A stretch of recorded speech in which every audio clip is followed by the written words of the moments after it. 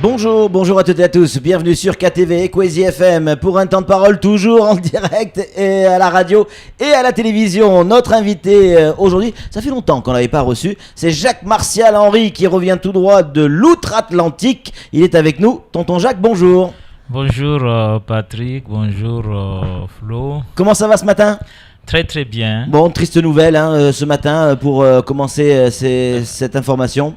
Oui, triste nouvelle. Le grand cadi Mohamed Hachim est natif de Mzouazia. Mzouazia, exact. Ouais. C'est un tonton.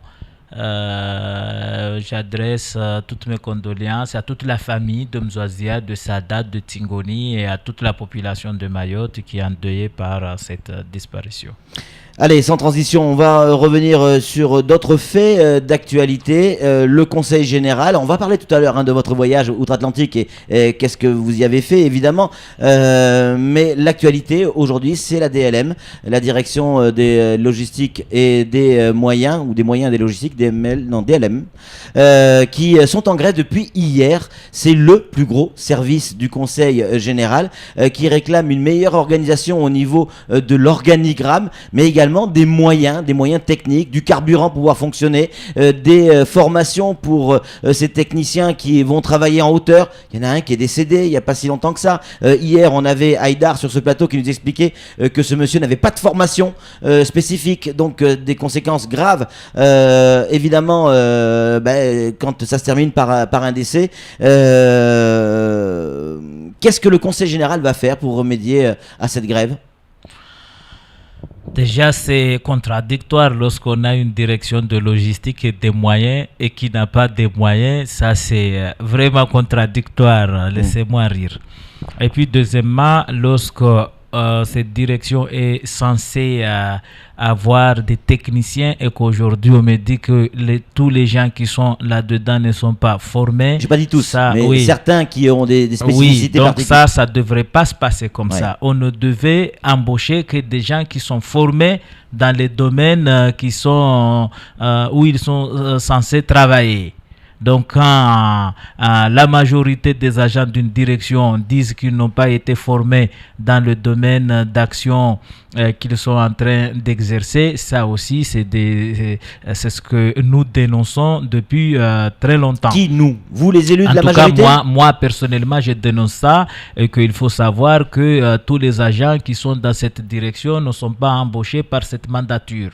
Mais ça ne vous empêche pas de les former, Jacques-Martial Henry. Écoutez, aujourd'hui, ils ne sont pas formés. On forme une ou deux personnes, mais vous imaginez un service où il y a 700 personnes et que c'est 699 personnes qui doivent être formées, ça c'est difficile. Ouais, mais vous vous rendez compte de la gravité de vos propos, c'est des gens qui vont travailler en hauteur, des agents, oui, c'est grave. C'est un électricien, c'est un technicien.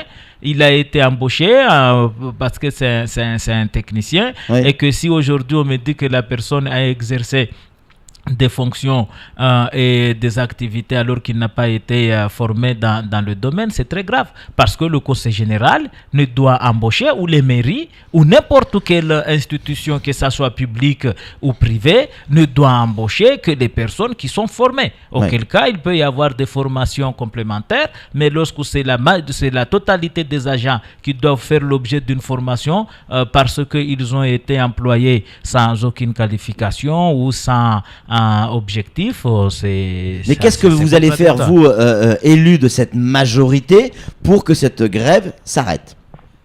Est-ce que vous allez déjà les contacter ? Hier, personne du Conseil général ne les a contactés. Et ils attendent qu'un élu, quelqu'un vienne les voir. Écoute, moi, j'ai la table de mon bureau. Ça fait déjà plus d'1 an que je demande juste à ce qu'on visse une partie qui est un peu endommagée.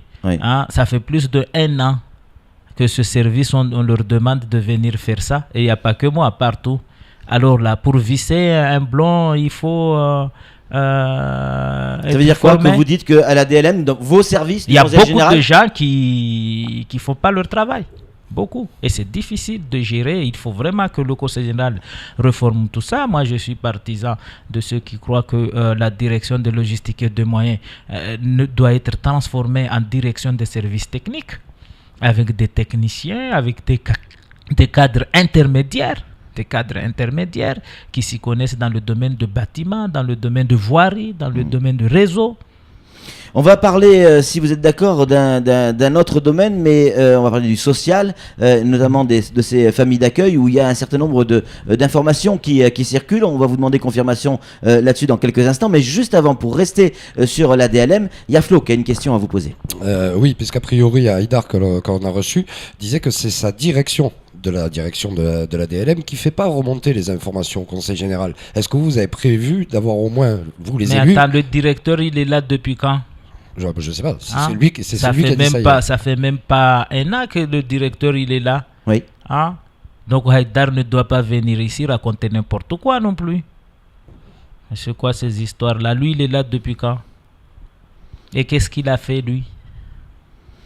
Vous n'allez pas vous faire des amis du côté de la DLM si vous continuez comme ça, Jacques-Martial Henry. Allez, on enchaîne avec le social et on va parler de ces familles d'accueil. Alors, je vous pose la question crûment, simplement, Jacques-Martial Henry. Il y a des informations qui nous arrivent, qui sont a priori confirmées, mais je préfère vous le demander à vous directement. Vous savez que ces familles d'accueil ont...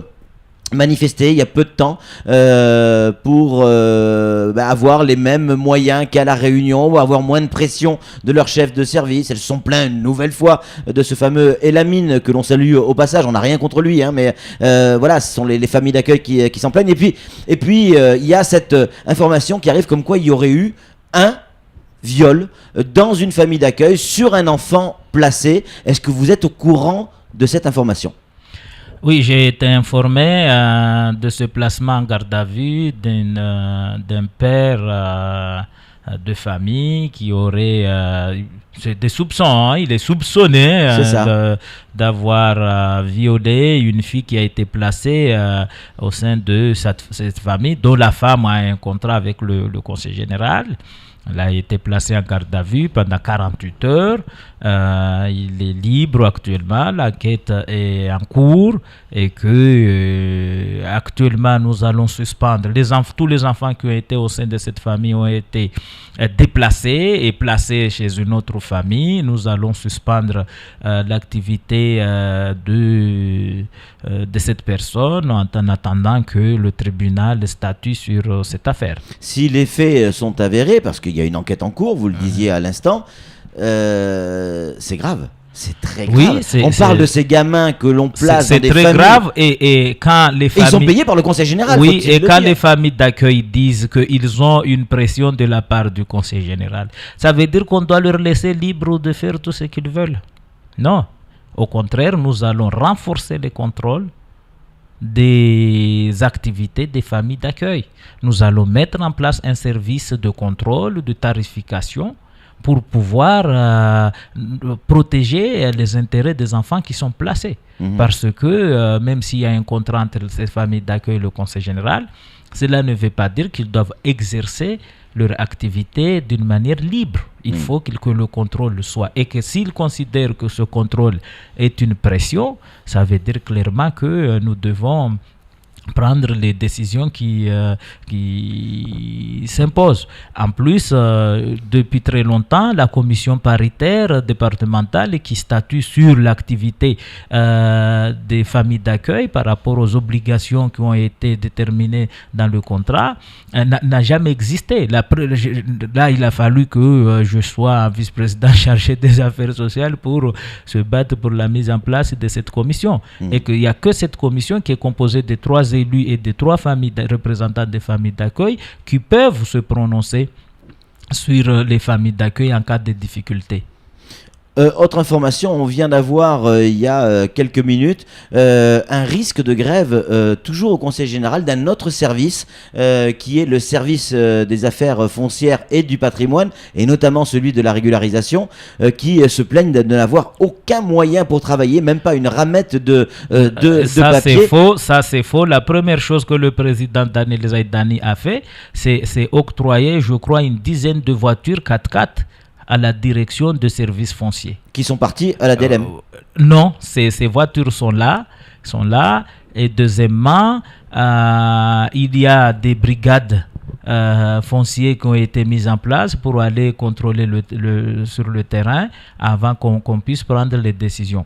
Là aussi, je dénonce qu'il y a beaucoup de problèmes au sein de cette direction des services fonciers. Il y a des agents qui font payer aux administrés, hein, dans le cadre de leur démarche administrative, dans le cadre de leur démarche pour la régularisation foncière. Mais je demandais à ce que ces agents soient déplacés de ces services et jusqu'à aujourd'hui ne sont pas déplacés. Mais monsieur l'élu du Conseil général, vous avez une obligation d'article 40 là-dessus? Oui. Vous l'avez fait? J'ai écrit, j'ai demandé à ce que ces gens-là est-ce que vous avez averti le procureur de ça? Parce que c'est une escroquerie, c'est-à-dire qu'il y a des innocents qui payent. Le procureur va me convoquer, je vais le dire, oui. Non, vous devez le faire vous-même, hein. Vous en avez l'article 40, c'est ça, sinon vous pouvez être taxé de complicité. Il y a beaucoup de choses qu'on dénonce qui ne sont pas suivies. Ouais. En tout cas, vous reviendrez sur ce plateau parce que le temps est passé très très vite et j'aimerais vraiment qu'on reparle de ce voyage du côté de mon déplacement. De votre déplacement. Mais si vous êtes d'accord, si vous avez encore quelques minutes, vous restez avec nous. Oui, si. Allez, c'est parti, c'est fini pour ce temps de parole. Tout de suite, la suite de nos programmes.